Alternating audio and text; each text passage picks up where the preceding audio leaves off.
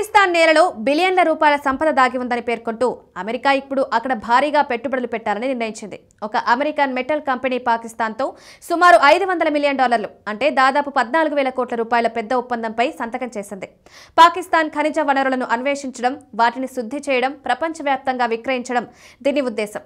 ఈ ఒప్పందం అమెరికాలోని మిస్సోరీలో ఉన్న US strategic metals company, Pakistan frontier work organisation మధ్య ఒప్పందం కురిగింది.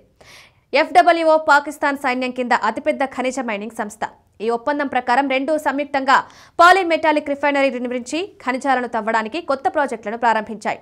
ఈ భాగస్వామ్యం ద్వారా అమెరికా పాకిస్తాన్ నుండి భవిష్యత్ సాంకేతికతకు చాలా ముఖ్యమైనవిగా భావించే ఖనిజాలను పొందుతుంది. వీటిలో బంగారం, రాగి, టంగ్స్టన్, యాంటిమోనీ, అరుదైన భూమి మూలకాలు ఉన్నాయి.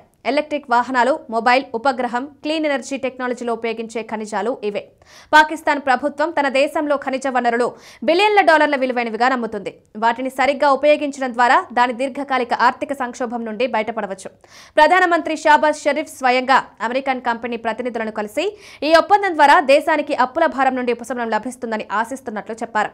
పాకిస్తాన్ ఆర్మీ చీఫ్ అసిమ్ మునీర్ ఈ ఖనిజాలను అరుదైన భూమి సంపదగా అభివర్ణిస్తూ ఇది దేశానికి శ్రేయస్సును తెస్తుందన్నారు. ఈ భాగస్వామ్యం కేవలం ఖనిజాలను తవ్వడానికే పరిమితం కాకుండా ఖనిజాలను విలువ ఆధారిత ఉత్పత్తులుగా మార్చడానికి కూడా కృషి చేస్తుందన్నారు.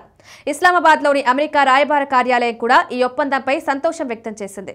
ఈ ఒప్పందం అమెరికా పాకిస్తాన్ సంబంధాలను మరింత బలోపేతం చేస్తుందని రాయబార కార్యాలయం సోషల్ మీడియాలో రాసింది. పాకిస్తాన్లో USSM పెట్టుబడి రెండు దేశాలకు అపారమైన అవకాశాలతో కూడిన అడుగుగా పేర్కొంది. పాకిస్తాన్ ఖనిజాలు ఎక్కువగా బలూచిస్తాన్లో ఉన్నాయని గమనించాలి. ఇది సమస్యాత్మక ప్రాంతం. ఇక్కడ చాలా కాలంగా వేర్పాటువాద కార్యకలాపాలు, హింసాత్మక తిరుగుబాట్లు జరుగుతున్నాయి.